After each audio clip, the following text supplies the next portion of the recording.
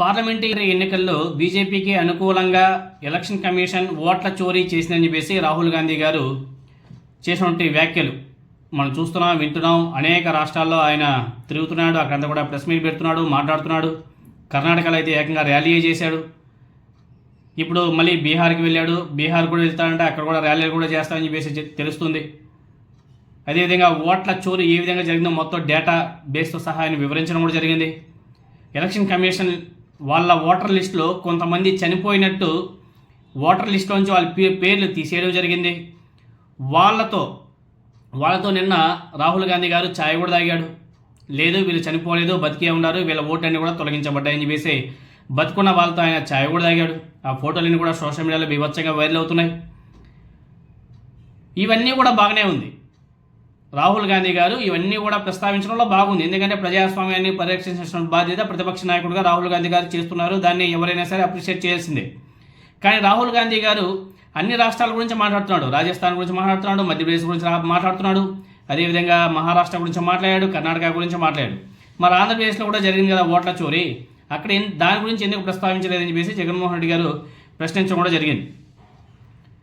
ఆంధ్రప్రదేశ్లో అయితే అప్రాక్సిమేట్గా 12.5% ఎక్స్ట్రా ఓట్లు లెక్కించబడ్డాయని చెప్పేసి తెలుస్తుంది. వాటి గురించి ఎందుకు ప్రస్తావించలేదు రాహుల్ గాంధీ గారు అనేసి జగన్మోహన్ రెడ్డి గారు ప్రస్తావించడం జరిగింది. అసలు ఆంధ్రప్రదేశ్ ఎన్నికల్లో జరిగినటువంటి అక్రమాల మీద రాహుల్ గాంధీ గారు ఎందుకు మౌనం వహిస్తున్నాడని చెప్పేసి కూడా ప్రశ్నించాడు. అదేవిధంగా ఏపీ కాంగ్రెస్ పార్టీ ఇన్ఛార్జ్ మాణిక్యం ఠాగూర్ గారు చంద్రబాబు నాయుడు గారి మీద ఒక్క మాట కూడా మాట్లాడడం లేదు. ఎందుకు? అదేవిధంగా షర్మిల గారు అసలు ఇంకా నోరు కూడా తిరగడం లేదు.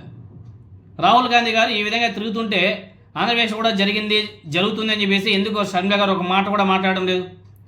రాహుల్ గాంధీ గారు మాట్లాడుతున్నటువంటి డేటాబేస్ దాన్ని కూడా ఆంధ్రప్రదేశ్లో ఒక ప్రెస్ మీట్ పెట్టి ఇదిగో రాహుల్ గాంధీ గారు ఇలా మాట్లాడాడు, మన ఆంధ్రప్రదేశ్లో కూడా జరిగి ఉంది అని చెప్పేసి మాట్లాడి ఉండొచ్చు కదా. ఆంధ్రప్రదేశ్లో కాంగ్రెస్ పార్టీ నాయకులు ఒక్కరు కూడా ఒక మాట కూడా మాట్లాడలేదు ఎందుకు అని చెప్పేసి ఇవన్నీ కూడా జగన్మోహన్ రెడ్డి గారు ప్రస్తావించడం కూడా జరిగింది. ఇంకో మాట విన్నాడు జగన్మోహన్ రెడ్డి గారు, ఆంధ్రప్రదేశ్లో జరుగుతున్న అక్రమాల మీద కాంగ్రెస్ పార్టీ నాయకులు మాట్లాడకపోవడానికి కారణం రాహుల్ గాంధీ అయినా, షర్మిల అయినా, మాణిక్యం ఠాగూర్ అయినా వీళ్ళు ఆంధ్రప్రదేశ్లో జరుగుతున్నటువంటి ఈ కూటమి ప్రభుత్వంలో జరుగుతున్నటువంటి అక్రమాల మీద ప్రశ్నించకపోవడానికి గల కారణం రేవంత్ రెడ్డి, చంద్రబాబు నాయుడు గారు, కాంగ్రెస్ పార్టీ హైకమాండ్ హాట్ లైట్గా ఉన్నారు. అందుకే ఏపీ గురించి వాళ్ళు మాట్లాడడం లేదని చెప్పేసి మొహమాటం లేకుండా డైరెక్ట్గా ఏదైతే ఉందో దాన్నే ప్రస్తావించడం కూడా జరిగింది. నిజమే, అవన్నీ కూడా నిజాలే, దాంట్లో ఎటువంటి డౌటే లేదు. లేకపోతే మొన్న షర్మిల సింగపూర్కి వెళ్ళి చంద్రబాబు నాయుడు గారిని కలిసిందంట. కొన్ని న్యూస్ ఛానల్స్లో కూడా చూపించారు. ఎందుకో మరి తెలంగాణలో కాంగ్రెస్ పార్టీలో ఉన్నటువంటి సొంత చెల్లిని ఏపీకి తెచ్చి అధ్యక్షురాలు చేశాడు రాహుల్ గాంధీ గారు. అవసరం ఏముంది? రేవంత్ రెడ్డి గారు సిబిఎన్ గారికి శిష్యుడు అనేసి తెలిసి కూడా వైఎస్ రాజశేఖర రెడ్డి గారికి, కాంగ్రెస్ పార్టీకి లాయల్గా ఉన్నటువంటి ఎంతోమందిని పక్కన పెట్టి సీఎం చేశాడు రాహుల్ గాంధీ గారు. మరి ఎందుకు? సిబిఎన్ గారు ఎన్డీఏ అని తెలిసి కూడా రేవంత్ రెడ్డి గారు నెలకు ఒకసారి సిబిఎన్ని కలుస్తూ ఎలివేషన్స్ వేసుకుంటూ ఉంటే సినిమా చూసినట్టు చూస్తూ ఉన్నాడు రాహుల్ గాంధీ గారు. మరి ఇవన్నీ కూడా తప్పులు కావా? అసలు రాహుల్ గాంధీ గారికి జగన్మోహన్ రెడ్డి గారు ఎందుకు మద్దతు ఇవ్వాలి అంటే కొంతమంది చాలామంది మాట్లాడుతున్నారు. రాహుల్ గాంధీ గారికి జగన్మోహన్ రెడ్డి గారు మద్దతు ఇవ్వాలి, మద్దతు ఇస్తేనే కదా రేపు అవసరానికి రాహుల్ గాంధీ గారు కూడా హెల్ప్ చేస్తారని చెప్పేసి మాట్లాడతారు. అసలు రాహుల్ గాంధీ గారికి జగన్మోహన్ రెడ్డి గారు ఎందుకు హెల్ప్ చేయాలి? వీళ్ళు ఏమైనా సరే సక్రమంగా నడిపిస్తున్నారా? జగన్మోహన్ రెడ్డి గారితో ఏమైనా సస్తంభాలు నడిపిస్తున్నారా? లేదు.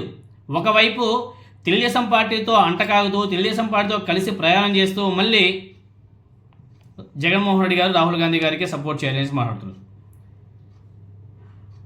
కాబట్టి 2019లో ఎవరి మద్దతు కానీ జగన్మోహన్ రెడ్డి గారు గెలవలేదు.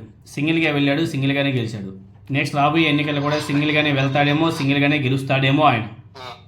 ఎందుకంటే వాళ్ళ వ్యూహాలు వాళ్ళకు ఉంటాయి. రాహుల్ గాంధీ గారు చేసినటువంటి పోరాటంలో తప్పు లేదు. కానీ ఆయన ఆంధ్రప్రదేశ్ గురించి ప్రస్తావించకపోవడమే జగన్మోహన్ రెడ్డి గారు ప్రశ్నించడం కూడా జరిగింది. దేశంలో హయ్యెస్ట్ ఓట్ల చోరీ జరిగింది ఆంధ్రప్రదేశ్ మరి ఆంధ్రప్రదేశ్ గురించి రాహుల్ గాంధీ గారు ఎందుకు మాట్లాడలేదని చెప్పేసి జగన్మోహన్ రెడ్డి గారు ప్రశ్నిస్తే మళ్ళీ ఆయన ఎవరో మాణిక్యం ఠాకూర్ మళ్ళీ ఒక వీడియో రిలీజ్ చేశాడు. ఎవరో తెలంగాణ కాంగ్రెస్ పార్టీ నాయకులు అంటే వాళ్ళంతా కూడా మాట్లాడుతున్నారు. మీకేమైనా ఓట్ల చోరీ గురించి ఏమైనా ఉంటే మీరు మోదీ గారిని ప్రశ్నించాలా, అమిత్ షాని ప్రశ్నించాలా, కానీ రాహుల్ గాంధీ గారిని ప్రశ్నించడం ఏమిటి అని చెప్పేసి మాట్లాడతారు. అయ్యా, రాహుల్ గాంధీ గారిని ఎవరు ప్రశ్నించలేదయ్యా. ఆంధ్రప్రదేశ్లో జరిగిన ఓట్ల చోరీ గురించి రాహుల్ గాంధీ గారు ఒక ప్రతిపక్ష పార్లమెంటరీ ప్రతిపక్ష నేతగా ఆయన దేశవ్యాప్తంగా తిరుగుతున్నాడు, అన్ని రాష్ట్రాల గురించి మాట్లాడుతున్నాడు, కానీ మా ఆంధ్రప్రదేశ్ గురించి ఎందుకు మాట్లాడడం లేదు? ఏం ఆంధ్రప్రదేశ్ భారతదేశంలో భాగస్వామ్యం కాదా? ఆంధ్రప్రదేశ్ గురించి రాహుల్ గాంధీ గారికి అవసరం లేదా? అవును, మేబీ రాహుల్ గాంధీ గారికి ఆంధ్రప్రదేశ్ గురించి అవసరం లేకపోవచ్చు. ఎందుకంటే రేవంత్ రెడ్డి గారు, చంద్రబాబు నాయుడు గారు, అదేవిధంగా రాహుల్ గాంధీ గారు హాట్ లైట్లో ఉన్నారని చెప్పేసి జగన్మోహన్ రెడ్డి గారు ప్రస్తావించడం వెనుక ఇదిగో ఇవే కారణాలు. ఎందుకు ప్రస్తావించలేదంటే వీళ్ళు ముగ్గురు హాట్ లైన్లో ఉన్నారు కాబట్టి ఆంధ్రప్రదేశ్ గురించి మాట్లాడడం లేదు. ఆంధ్రప్రదేశ్లో చోరీ జరిగిందని చెప్పేసి దేశవ్యాప్తంగా ప్రతి ఒక్కరు కూడా తెలుసు కదా ఓట్ల చోరీ జరిగిందని. మరి ఎందుకు మాట్లాడడంలే? దేశంలో హైయెస్ట్ ఓట్ల చోరీ జరిగింది ఆంధ్రప్రదేశ్లో. దాని గురించి ఎవరు మాట్లాడరు, కానీ రాహుల్ గాంధీ గారికి మద్దతు ఇవ్వాలి. రాహుల్ గాంధీ గారికి ఏ విధంగా మద్దతు ఇస్తారండి? ఆంధ్రప్రదేశ్ పేరే పలకకుండా సైలెంట్గా ఉన్నటువంటి వ్యక్తికి ఏ విధంగా జగన్మోహన్ రెడ్డి గారు మద్దతు ఇస్తారు?